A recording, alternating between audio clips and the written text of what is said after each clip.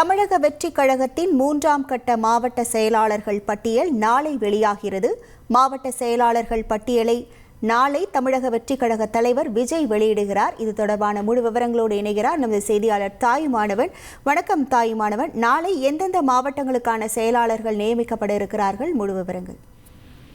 தமிழக வெற்றிக் கழகத்தினுடைய 2வது ஆண்டு துவக்க விழா என்பது பிப்ரவரி 2ஆம் தேதி கொண்டாடப்பட இருக்கக்கூடிய ஒரு சூழல்ல அன்றைய தினம் புதிதாக தேர்ந்தெடுக்கப்படக்கூடிய மாவட்ட செயலாளர்களை அறிமுகம் செய்வதற்கு தமிழக வெற்றிக் கழகத்தினுடைய தலைவர் விஜய் திட்டமிட்டிருப்பதாக தகவல் என்பது வெளியிடப்பட்டிருக்கிறது.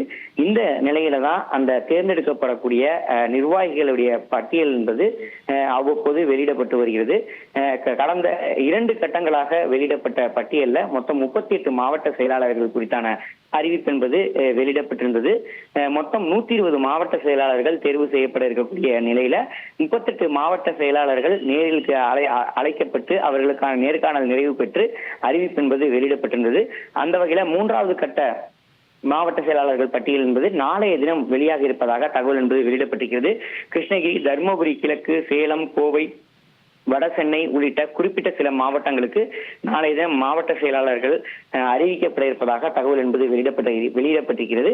குறிப்பாக காலை 10 மணிக்கு மேலாக தமிழக வெற்றிக் கழகத்தினுடைய தலைவர் விஜய் பனையூர் கட்சி அலுவலகத்திற்கு வருகை தருவார் என எதிர்பார்க்கப்படுகிறது.